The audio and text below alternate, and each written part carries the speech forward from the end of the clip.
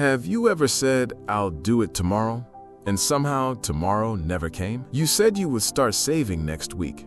You said you would write that business plan next month. You said you would apply for that opportunity when things got calmer. You said you would learn that skill when life became less busy. You said you would fix your spending habits after this one last season. Tomorrow, tomorrow, tomorrow. And before you realized it, months passed. Sometimes years. And the painful part is this: life did not pause while you were postponing. Bills kept coming. Responsibilities kept growing. Opportunities kept moving. Time kept leaving. And suddenly, what looked like a small delay became a serious financial struggle. Not because disaster struck overnight, but because delay became a lifestyle. Listen carefully, because this may touch somewhere deep. Many people do not enter financial struggles suddenly. They enter it slowly, quietly, silently, repeatedly. Proverbs chapter 6, verses 10 through 11 says, "A little sleep, a little slumber, a little folding of hands to rest, so shall your poverty come like a thief, and your need like an armed man." Notice something powerful. It did not say poverty comes with loud announcements. It said a little sleep, a little slumber, a little folding of hands. Small things, small delays, small excuses, small postponements, repeated daily, and before long, poverty arise like a thief. Not because you were cursed, but because discipline was delayed. Stay with me, because this is not just about money. This is about destiny. Let me tell you a story. There was a woman named Esther. Esther was intelligent, very intelligent. Everyone knew it. She had ideas, big ideas. She talked about starting a small business. She talked about learning digital skills. She talked about building a second source of income. She talked about investing. She talked about financial freedom. She talked beautifully. In fact, if success depended on vision alone, Esther would have been rich already. But there was one problem. She delayed everything. Everything. She would say, "I'll start next month." Next month came. Then she said, "I need to prepare first." Preparation became another 6 months. Then she said, "This is not the right season." Then another year passed. She was not lazy in the obvious way. She woke up, she went to work, she handled responsibilities, but she was trapped by invisible laziness, the laziness of postponement. And that kind is dangerous because it hides behind reasonable excuses. Maybe you understand that, because procrastination rarely sounds irresponsible. It sounds wise. I just need more time. I want to make sure it's perfect. I'll do it when I have enough money. I'm waiting for the right opportunity. I need to think more. But sometimes, thinking becomes hiding, and waiting becomes wasting. One Sunday after church, Esther sat with an older woman in her fellowship, Mama Grace. She was not rich in appearance, but she carried the kind of peace that money respects, the kind of woman who was stable, not loud, not flashy, just wise. Esther said to her, "Mama, I don't understand. I work hard, but I feel like life is tightening around me. Things are becoming harder. I have dreams, but I never seem to move forward financially." Mama Grace looked at her quietly. Then she asked one question: "What have you been postponing?" Esther paused, because sometimes the right question removes all excuses. She smiled awkwardly. "A lot." Mama Grace nodded. "Yes, that is usually where the problem starts." Then she opened her Bible to Proverbs chapter 6. She read it slowly. "A little sleep, a little slumber, a little folding of hands to rest." Then she looked at Esther and said something powerful. Poverty rarely knocks the door with noise. It enters through small delays you keep defending. That sentence sat heavy because it was true. Sometimes we think poverty only means having no money. No. Sometimes poverty begins when discipline is absent, when planning is absent, when execution is absent, when urgency is absent. Sometimes lack begins long before empty pockets. It begins in delayed decisions. Listen, the business you keep postponing today may become the opportunity you cry for tomorrow. The skill you refuse to learn today may become the reason someone else gets the job tomorrow. The savings you delay today may become the emergency you cannot handle tomorrow. The responsibility you avoid today may become the pressure that overwhelms you tomorrow. What you postpone today often returns tomorrow as lack. That truth is uncomfortable. But truth is often uncomfortable before it becomes freedom. Mama Grace asked Esther, "When was the last time you started something before you felt fully ready?" Silence. Because many people are waiting for confidence before movement. But confidence often comes after movement, not before. Some people say, "I will save when I earn more." No, learn to save now, because if discipline is absent in little, more money may only create bigger chaos. Some say, "I will budget when my income improves."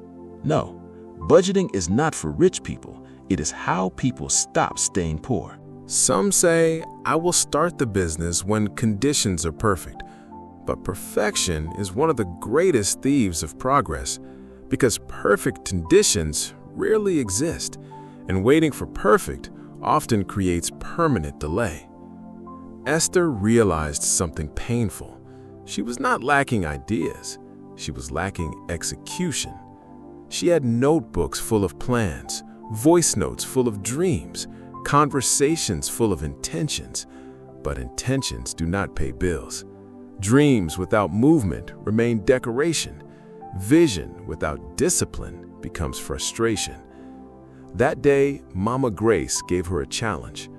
Before this week ends, start one thing. Not everything, one thing. Open the savings account, register the business name, write the budget, take the course, make the call, send the proposal. One thing. Because delayed obedience is still disobedience. That line hit hard because many people think delay is harmless, but repeated delay can quietly become disobedience, especially when you already know what should be done. Esther went home disturbed, but sometimes disturbance is holy. Sometimes peace must be interrupted for growth to begin. That night, she sat with herself honestly. No excuses, no emotional speeches, just truth. She asked herself, "What exactly am I waiting for?" And the answer was simple: fear. Fear of failure, fear of judgment, fear of starting small, fear of imperfection, fear of responsibility. And fear often disguises itself as procrastination.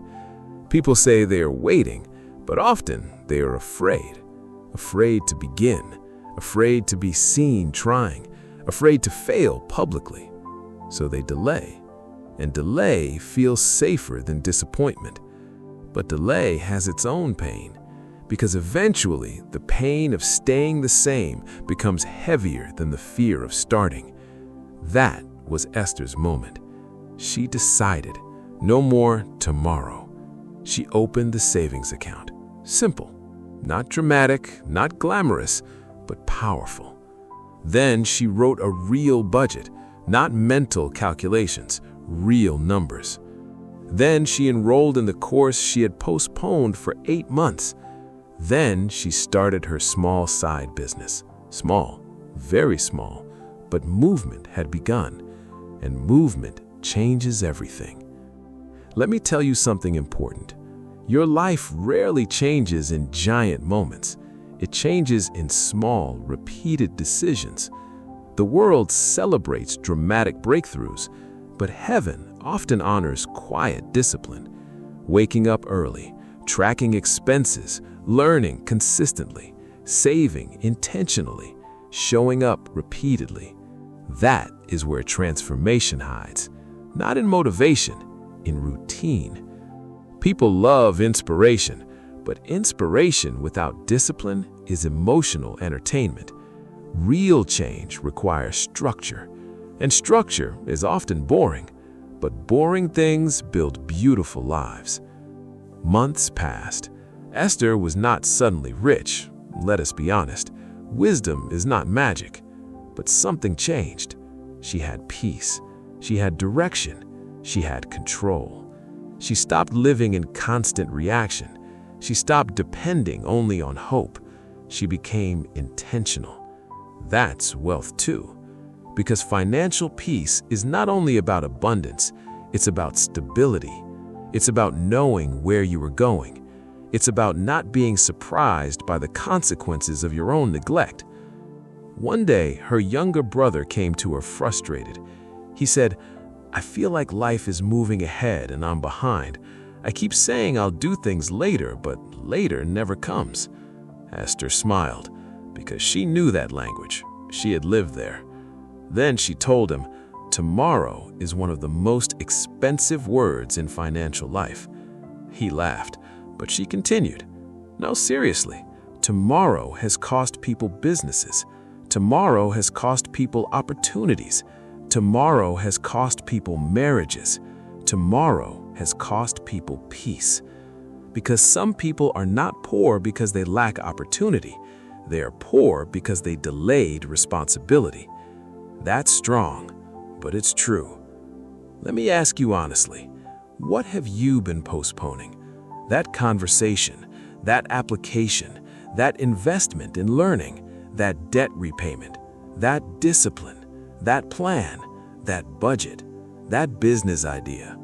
What keeps sitting on your mind, returning again and again, but never becoming action? Because sometimes God is waiting on your movement. We pray for doors to open, but ignore the keys already in our hands. We ask for breakthrough, but avoid discipline. We ask for increase, but postpone stewardship. Listen, it's not always about opportunity. Sometimes it's about discipline. Sometimes the answer is not another miracle. It's consistency. Simple, uncelebrated, daily consistency. The kind nobody applauds. The kind that feels small. The kind Proverbs calls a little. A little discipline, a little urgency, a little planning, a little execution. Because just as poverty can grow from small neglect, prosperity can grow from small obedience. Let me say that again. Just as poverty grows from small neglect, prosperity grows from small obedience. One saved amount, one finished task, one wise decision, one early morning, one uncomfortable responsibility, one disciplined no. That's how strong futures are built, brick by brick, not overnight, over time. Please hear this. You don't need to fix your whole life today. You need to stop postponing the next right thing. That's enough. The next right thing. Not 10 steps, 1 step. Because momentum begins with movement, and movement destroys excuses. Some people are waiting to feel motivated, but motivation is unreliable. Discipline must lead. You brush your teeth without motivation. You go to work without motivation. You pay rent without motivation. Why should financial growth depend only on feelings? Feelings are unstable. Systems are stronger. Build systems. Create reminders. Automate savings. Schedule learning. Track spending. Set deadlines. Because what is not scheduled is often silently abandoned, and abandoned responsibilities eventually return as pressure. That's how many people meet financial pain. Not suddenly, slowly, quietly, repeatedly, until one day they say, "I don't know how I got here." But if we're honest, we often do know. It was the little sleep, the little slumber, the little folding of hands, the little delay repeated too long. But here's the good news. The same way small neglect creates decline, small discipline creates restoration. You can rebuild, starting now, not next Monday, not next month, not when life becomes easier, now. Because delayed change is still delay. Today is enough. This moment is enough. Start here. Start scared. Start small. Start imperfect, but start. Because what you keep postponing today may become what you desperately need tomorrow. And what you start today may become the answer your future self thanks you for. So maybe tonight, instead of saying, "I'll do it tomorrow," you say, "No, I start now." That's where freedom begins. That's where peace begins. That's where financial wisdom becomes visible. Not in wishing, in doing. Not in dreaming, in discipline. Not in tomorrow, in today.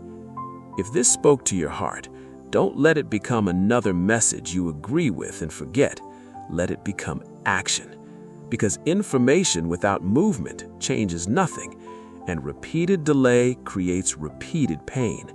But applied wisdom creates new outcomes. Maybe this is your moment, the moment you stop postponing your future, the moment you stop negotiating with discipline, the moment you stop calling delay preparation and start building. Because the life you want may be waiting on the responsibility you keep postponing. Like, share, but more importantly, start.